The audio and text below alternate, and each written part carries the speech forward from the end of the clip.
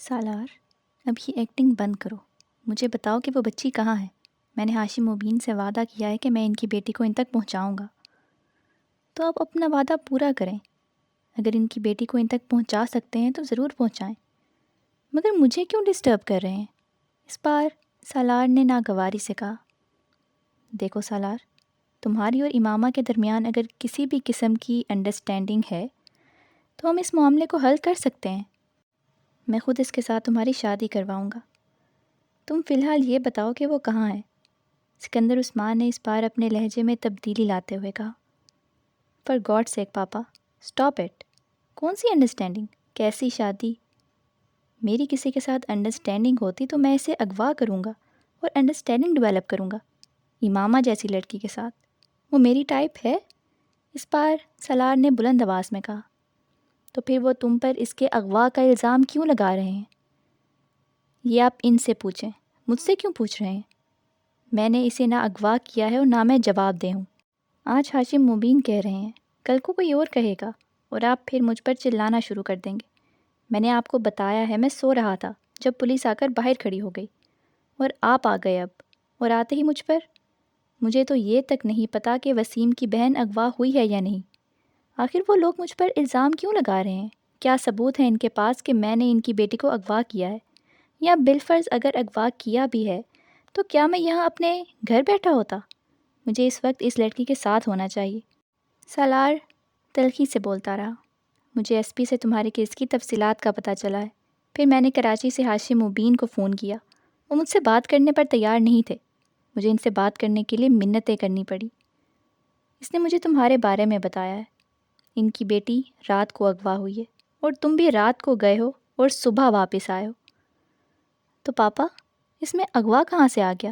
پہلی بات تو یہ ہے کہ میں رات کو کہیں نہیں گیا، اور دوسری بات یہ ہے کہ اغوا کرنے کے لیے کسی کے گھر جا کر لڑکی کو زبردستی لے جانا ضروری ہے، اور میں کسی کے گھر نہیں گیا.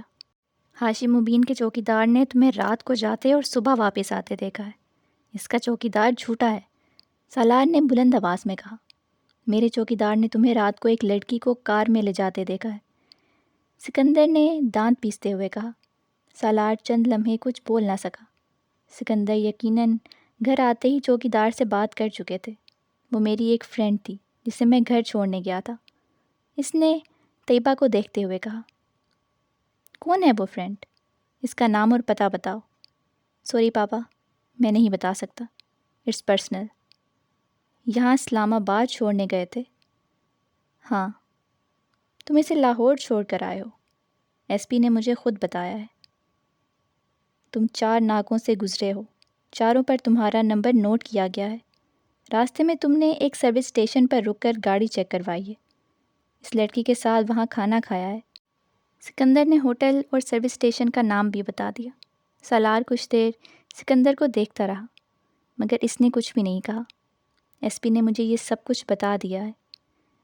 اس نے ابھی ہاشم مبین کو یہ سب کچھ نہیں بتایا. اس نے مجھ سے کہا ہے کہ میں تم سے بات کروں اور خاموشی کے ساتھ اس لڑکی کو واپس گھر پہنچا دوں، یا اس کے فیملی کو اس لڑکی کا پتہ بتا دو، تاکہ یہ معاملہ کسی بھی مسئلے کے بغیر ختم ہو جائے. وہ کب تک ہاشم مبین کو نہیں بتائے گا؟ وہ دوستی کا لحاظ کر کے سب چھپا گیا ہے، مگر کب تک؟ ہاشم مبین بہت سے ذرائع رکھتا ہے. اسے وہاں سے پتہ چل جائے گا اور پھر تمہاری پوری زندگی جیل میں گزرے گی. سکندر عثمان نے اسے ڈرانے کی کوشش کی. وہ متاثر ہوئے بغیر انہیں دیکھتا رہا. اب جھوٹ بولنا چھوڑو اور یہ بتاؤ کہ وہ لڑکی کہاں ہے.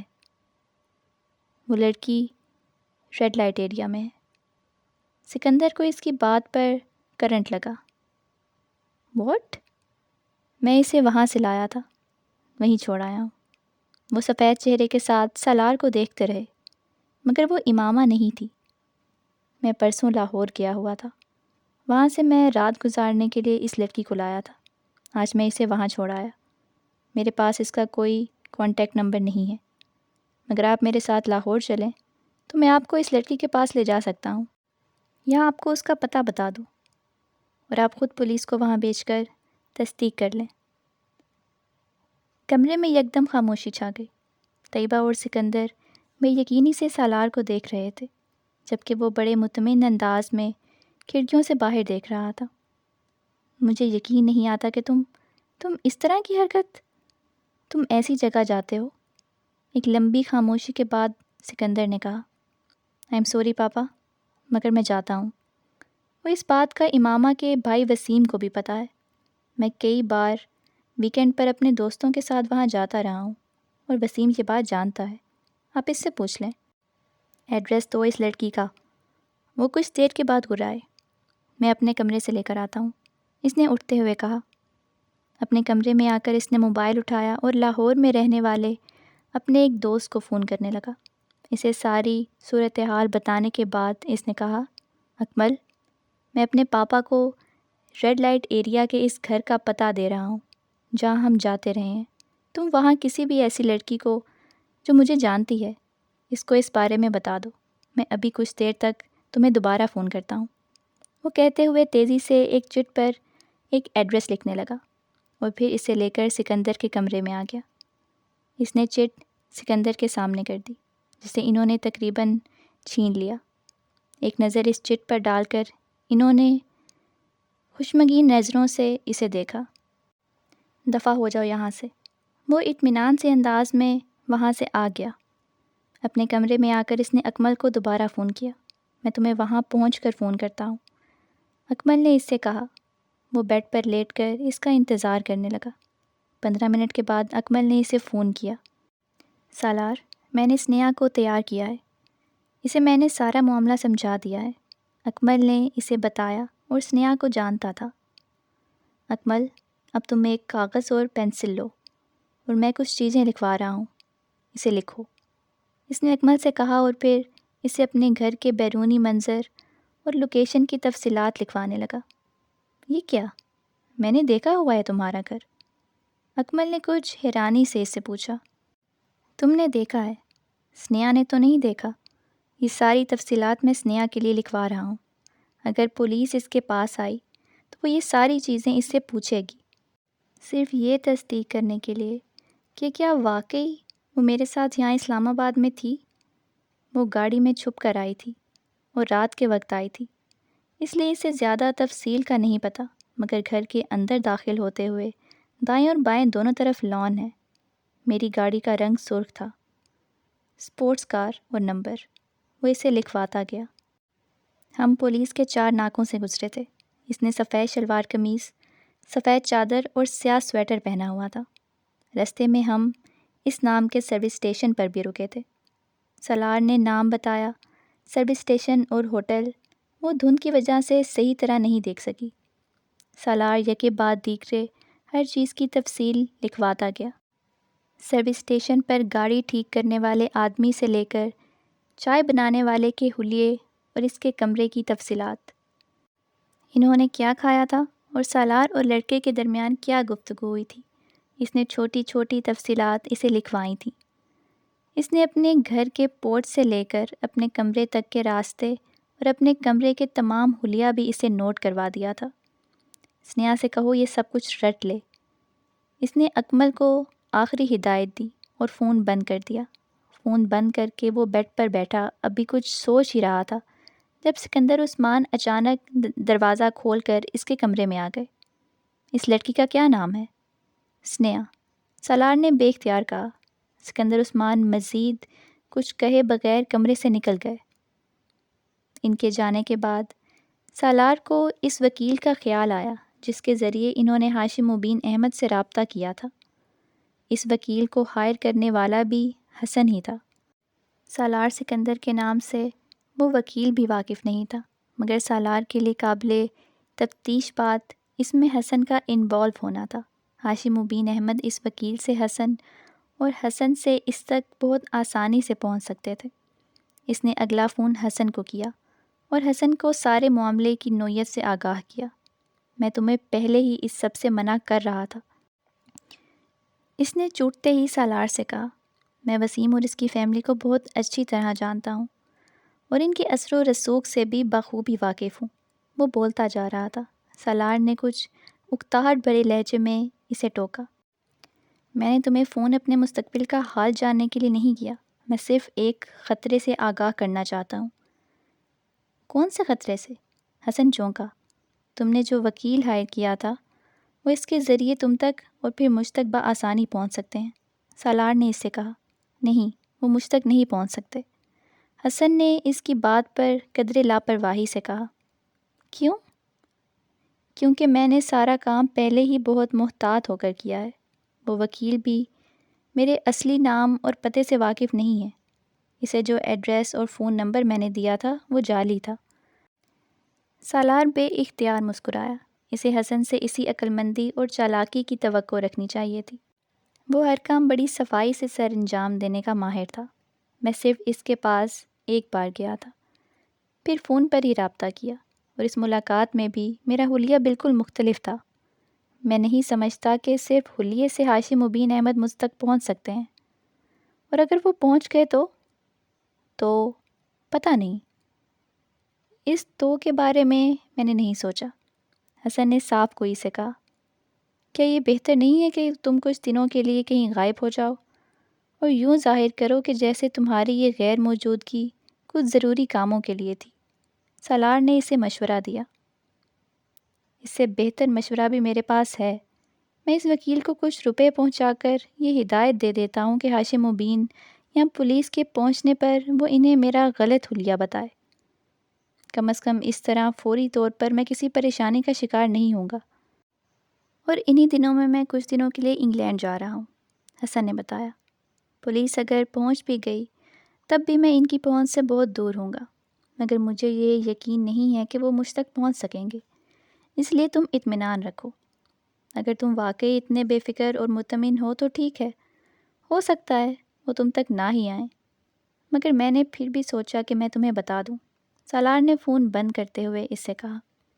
ویسے تم اس لڑکی کو اب لاہور میں کہاں چھوڑ کر آئے ہو؟ لاہور کی ایک سڑک پر چھوڑ آیا ہوں۔ اس کے علاوہ اور کہاں چھوڑ کر آ سکتا تھا؟ اس نے اپنے محلِ وقوع اور حدود اربع کے بارے میں کچھ نہیں بتایا، وہ بس چلی گئی۔ عجیب بے وقوف ہو۔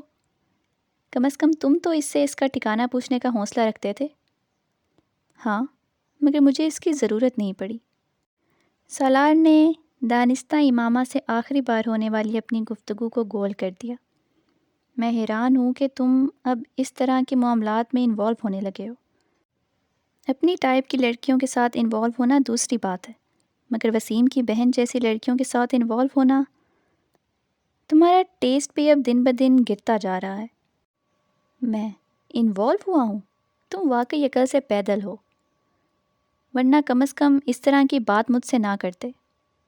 ایڈونچر اور انوالومنٹ میں زمین آسمان کا فرق ہوتا ہے حسن صاحب، سالار نے طنزیہ لہجے میں کہا۔ اور آپ نے یہ فاصلہ ایک ہی چھلانگ میں طے کر لیا ہے سالار صاحب، حسن نے بھی اسی کے انداز میں جواب دیا۔ تمہارا دماغ خراب ہے اور کچھ نہیں، اور تمہارا دماغ مجھ سے زیادہ خراب ہے، ورنہ اس طرح کی حماقت کو ایڈونچر کبھی نہ کہتے۔ حسن بھی قدرے جلایا ہوا تھا۔ اگر تم نے میری مدد کی ہے تو اس کا یہ مطلب نہیں ہے کہ تمہارے منہ میں جو آئے گا تم کہہ دو گے۔ سالار نے اس کی بات پر اچانک غصہ کیا۔ ابھی میں نے تمہیں کچھ بھی نہیں کہا۔ تم کس بات کی طرف اشارہ کر رہے ہو؟ یہ ٹیسٹ والی بات کی طرف یا دماغ خراب ہونے والی بات کی طرف؟ حسن نے اسی انداز میں اس کی بات سے متاثر ہوئے بغیر پوچھا۔ اچھا اب منہ بند کر لو، فضول بحث مت کرو۔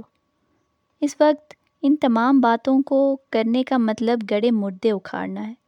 حسن اب سنجیدہ تھا۔ فرض کرو پولیس کسی صورت ہم تک پہنچ جاتی ہے، اور پھر وہ امامہ کا اتا پتہ جاننے کی کوشش کرتے ہیں، تو ہم کیا بتائیں گے؟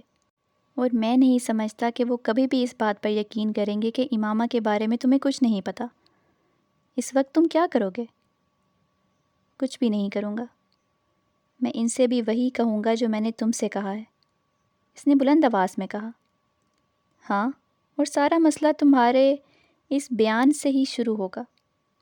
میں امامہ کے بارے میں نہیں جانتا ہوں، حسن نے اس کا جملہ دہرایا۔ تمہیں اچھی طرح اندازہ ہونا چاہیے کہ وہ ہر قیمت پر امامہ تک پہنچنا چاہیں گے۔ یہ بہت بعد کی بات ہے۔ میں امکانات اور ممکنات پر غور کر کے پریشان نہیں ہونا چاہتا۔ جب وقت آئے گا دیکھا جائے گا، سالار نے لاپرواہی سے کہا۔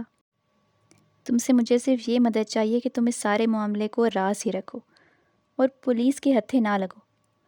تمہارے کہے بغیر بھی میں یہی کرتا۔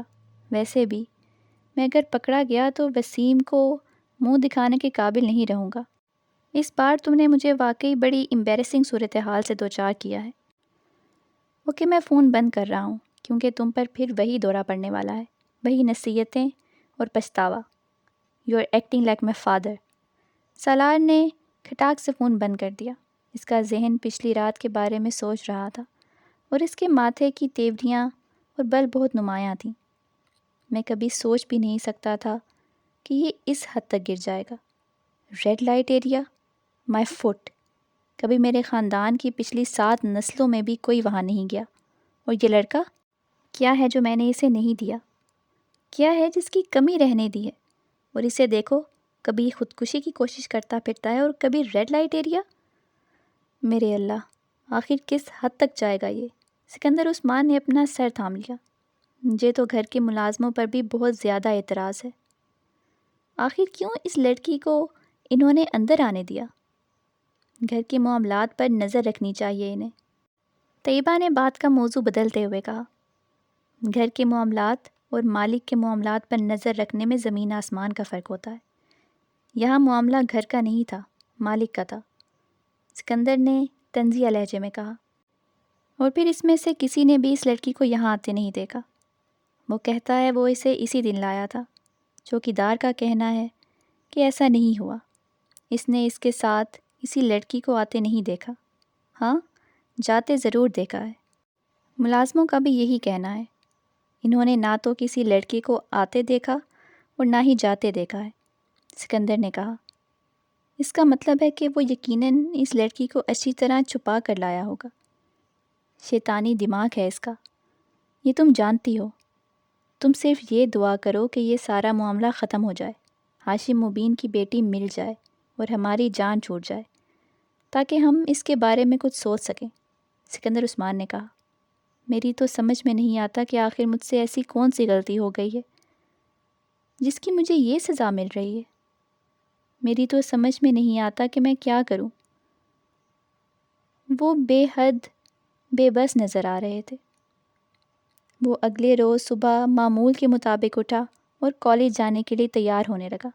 ناشتہ کرنے کے لیے وہ ڈائننگ ٹیبل پر آیا تو اس نے خلاف معمول وہاں سکندر عثمان کو موجود پایا۔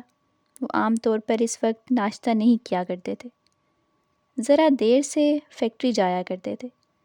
سالار کو اس وقت انہیں وہاں موجود پا کر کچھ حیرت ہوئی، مگر ان کے ستے ہوئے چہرے اور سرخ آنکھوں سے اندازہ ہو رہا تھا کہ شاید وہ ساری رات نہیں سو سکے۔ سالار کو صبح صبح باہر نکلنے کے لیے تیار دیکھ کر انہوں نے قدرے دہشتی سے اس سے کہا، تم کہاں جا رہے ہو؟ کالج؟ دماغ ٹھیک ہے تمہارا؟ میرے گلے میں یہ مصیبت ڈال کر تم خود کالج جا رہے ہو؟ جب تک یہ معاملہ ختم نہیں ہو جاتا تم کہیں نہیں جاؤ گے۔ تمہیں پتہ ہے تم کتنے خطرے میں ہو؟ کیسا خطرہ؟ وہ ٹھٹکا۔ میں نہیں چاہتا ہاشم مبین تمہیں کوئی نقصان پہنچائے، اس لیے فی الحال تمہارے لیے یہی بہتر ہے کہ تم گھر پر رہو۔ سکندر عثمان نے دو ٹوک لہجے میں کہا، اس کی بیٹی مل جائے پھر تم دوبارہ کالج جانا شروع کر دینا۔ اس کی بیٹی اگر 1 سال نہیں ملے گی تو کیا میں 1 سال تک اندر بیٹھا رہوں گا؟ آپ نے اسے میرے بیان کے بارے میں بتایا ہے یا نہیں؟ سالار نے تیز لہجے میں کہا، میں اسے بتا چکا ہوں۔ سنیہا نے بھی تمہاری بات کی تصدیق کر دی تھی۔ ان کے لہجے میں سنیہا کا نام لیتے ہوئے تلخی تھی، مگر ہاشم مبین ابھی بھی مضر ہے کہ اس کی بیٹی کو تم نے ہی اغوا کیا ہے۔ تو میں کیا کروں؟ اسے یقین نہیں آتا تو نہ آئے، مجھے کیا فرق پڑتا ہے؟ سالار نے لاپرواہی سے کہتے ہوئے ناشتے کی طرف ہاتھ بڑھایا۔ تمہیں فرق نہیں پڑتا، مجھے پڑتا ہے۔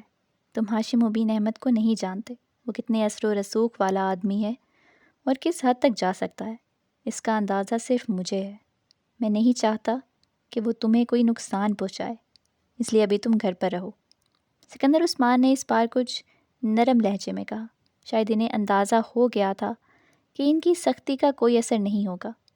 وہ ان کی بات نہیں مانے گا۔ پاپا، میری اسٹڈیز کا حرج ہوگا۔ سوری، میں گھر پر نہیں بیٹھ سکتا۔ سالار سکندر عثمان کے لہجے کی نرمی پر متاثر نہیں ہوا تھا۔ تمہارا خرچ ہوتا ہے یا نہیں مجھے اس سے کوئی دلچسپی نہیں ہے، میں صرف تمہیں گھر پر چاہتا ہوں، سمجھے تم؟ اس بار انہوں نے اچانک بھڑک کر بلند آواز میں اس سے کہا، کم از کم آج تو مجھے جانے دیں، آج مجھے بہت سے ضروری کام نپٹانے ہیں۔ سالار یکدم ان کے غصے پر کچھ پزل ہوا۔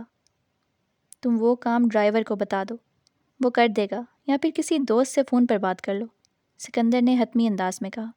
مگر پاپا، آپ مجھے اس طرح… سکندر عثمان نے اس کی بات نہیں سنی، وہ ڈائننگ روم سے نکل رہے تھے۔ وہ کچھ دیر بلند آواز میں بڑبڑاتا رہا، پھر تنگ آ کر خاموش ہو گیا۔ وہ جانتا تھا کہ سکندر عثمان اسے باہر نکلنے نہیں دیں گے، مگر اسے بات کی توقع نہیں تھی۔ اس کا خیال تھا کہ اسنیہا کو سامنے لانے پر اس کی اپنی فیملی کے ساتھ ہاشم مبین بھی مطمئن ہو جائیں گے، اور کم از کم یہ مصیبت اس کے کندھوں سے اتر جائے گی۔ مگر اس کے لیے سکندر عثمان کا یہ انکشاف حیران کن تھا کہ ہاشم مبین نے ابھی بھی اس کے بیان پر یقین نہیں کیا تھا۔ سالار وہاں بیٹھا ناشتہ کرتے ہوئے کچھ دیر ان تمام معاملات کے بارے میں سوچتا رہا۔ کالج نہ جانے کا مطلب گھر میں بند ہو جانا تھا، اور وہ گھر میں بند نہیں ہونا چاہتا تھا۔ اس کا موڈ ایک دم آف ہو گیا۔ ناشتہ کرتے کرتے اس نے اسے ادھورا چھوڑ دیا اور اپنے کمرے کی طرف چل دیا۔